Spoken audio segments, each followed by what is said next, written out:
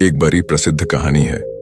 एक बार एक सम्राट ने अपने सारे बुद्धिमान मंत्रियों को बुलाया और उनसे कहा, मैं कुछ ऐसा सूत्र चाहता हूं जो बहुत ही छोटा हो। बड़ी बड़ी किताबें नहीं चाहिए, बड़े शास्त्र भी नहीं चाहिए, मुझे फुर्सत भी नहीं है। बड़े शास्त्र पढ़ने की एक ऐसा सूत्र हो जो एक वचन में पूरा हो जाए और हर समय काम आए। दुख हो या सुख, जीत हो या हार, जीवन हो या मृत्यु, हर समय काम आए। तो तुम लोग मेरे लिए एक ऐसा सूत्र खोज कर लाओ।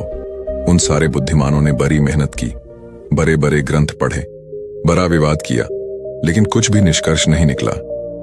थक हार कर वे सभी आपस में बातें कर रहे थे कि तभी एक ने कहा, हमने इतने सारे ग्रंथ पढ़ डाले, सारी किताबें छान मारी, बड़े बड़े ज्ञानियों से वाद विवाद कर लिया, लेकिन कोई भी समाधान ना निकला। हमारी समस्या अभी बनी हुई है। मैंने सुना है यहाँ पास के एक गांव के बाहर एक सिद्ध महात्मा ठहरे हैं। लोग कहते हैं वह संबोधि हैं और आत्मज्ञान को प्राप्त कर चुके हैं। क्यों ना हम उन्हीं के पास चलें? वे लोग उसी आत्मज्ञानी महात्मा के पास पहुंचे और उनसे अपने सम्राट की कही गई बात बताई। सिद्ध महात्मा ने कहा, आप लोग मुझे अपने सम्राट के पास ले चलिए। फिर उस महात्मा को उस राजा के पास ले जाया गया। उस महात्मा ने अपनी अंगुली में एक अंगूठी पहन रखी थी। उसने वह अंगूठी निकालकर सम्राट को दे दी और कहा, इसे पहन लो। इस अंगूठी के चमकदार पत्थर के नीचे एक छोटा सा कागज रखा है, उसमें एक सूत्र लिखा है। यह मेरे गुरु ने मुझे दिया था, मुझे तो जरूरत ही ना पड़े, इसलिए मैंने अभी तक खोलकर देखा भी नहीं। लेकिन इस अंगूठी को देने से पहले मेरे गुरु ने एक शर्त रखी थी कि जब कुछ उपाय शेष न रह जाए, सब तरफ से निरोपाय हो जाओ। जब जिंदगी के सारे रास्ते बंद हो चुके हों, तब इसे खोलकर पढ़ना। लेकिन उनकी कृपा से मेरी जिंदगी में ऐसा कोई बुरा समय ही ना आया, इसलिए मैंने इसे खोलकर पढ़ा ही नहीं। लेकिन इसमें जरूर कुछ बड़ा राज होगा। आप रख लो, लेकिन शर्त याद रखना, इसका वचन दे दो कि जब कोई उपाय ना रह जाएगा, सब तरफ से निरोपाय हो जाओगे, तब अपनी जिंदगी के सबसे बुरे वक्त में इसे खोलकर पढ़ोगे, क्योंकि यह सूत्र बड़ा बहुमूल्य है। अगर इसे साधारण समय में खोला गया तो यह अर्थहीन हो जाएगा। सम्राट ने अंगूठी पहन ली। बरसों बीत गए। इस बीच कई बार मन में विचार आया कि एक बार खोलकर देखते हैं, भला इसमें ऐसा क्या है। फिर सोचता कि कहीं खराब ना हो जाए। फिर बरसों बाद एक भयंकर युद्ध हुआ जिसमें सम्राट हार गया और दुश्मन जीत गया। उसके राज्य को हड़प लिया गया। वह सम्राट एक घोड़े पर सवार होकर भागा। अपनी जान बचाने के लिए राज्य तो गया, संगी साथी दोस्त परिवार सब छूट गए।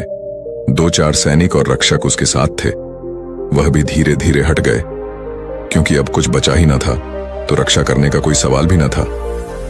दुश्मन सैनी सम्राट का पीछा कर रहे थे, तो सम्राट एक पहाड़ी घाटी से होकर भागा जा रहा था। उसके पीछे घोड़ों की चलने की आवाजें आ रही थीं, सुनाई दे रही थीं, प्राण संकट में थी। अचानक उसने पाया कि रास्ता समाप्त हो गया। सामने एक बहुत ही भयंकर और गहरी खाई थी। राजा लौट भी नहीं सकता था, क्योंकि दुश्मन के सैनिक उसका पीछा कर रहे थे। एक पल के लिए सम्राट स्तब्ध खड़ा रह गया कि क्या करें। फिर अचानक याद आई, निकाली अंगूठी, हटाया, पत्थर निकाला, कागज, उसमें एक छोटा सा वचन लिखा था, यह भी बीत जाएगा। सूत्र पढ़ते ही उस सम्राट के चेहरे पर मुस्कुराहट आ गई। उसके दिमाग में ख्याल आया, सब तो बीत गया, मैं सम्राट ना रहा, मेरा साम्राज्य गया, सुख बीत गया। जब सुख बीत गया तो दुख भी हमेशा नहीं रहेगा, यह भी बीत जाएगा।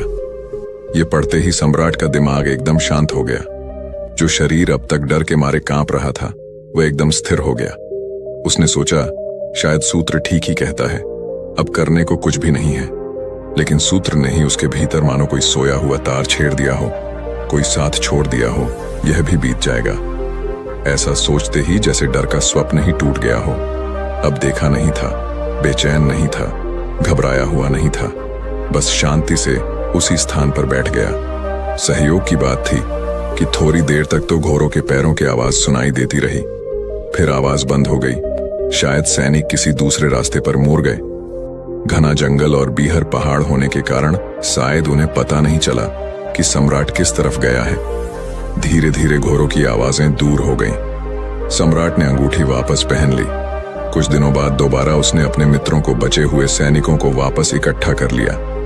फिर उसने वापस अपने दुश्मन पर हमला किया। उन्होंने जीत हासिल की। फिर अपने सिंहासन पर बैठकर जब सम्राट अपने सिंहासन पर बैठा तो बड़ा आनंदित हो रहा था। उसका सीना गर्व से चौड़ा हो रहा था। उसका मन चिल्ला चिल्ला कर अपनी प्रजा से कहना चाह रहा था कि देखो, मैं वही महान सम्राट हूं जिसने अपना खोया हुआ सम्मान, खोया हुआ समय वापस जीत लिया है। मैं एक विजेता हूं।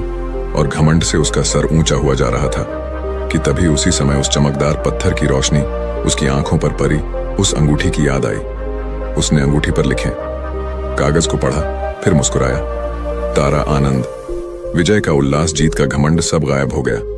वह एकदम शांत हो गया। उसके मंत्रियों ने पूछा, आप बड़े प्रसन्न थे, अब एकदम शांत क्यों हो गए? क्या हुआ? सम्राट ने कहा, क्योंकि यह वक्त भी गुजर जाएगा। जब सब बीत जाएगा तो इस संसार में ना तो दुखी होने को कुछ है और ना ही खुश होने को।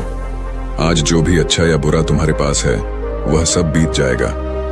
अगर यह सूत्र हमारे समझ में आ गया तो हम देखेंगे कि सारे सुख और दुख से हमारी पकड़ ढीली होने लगेगी।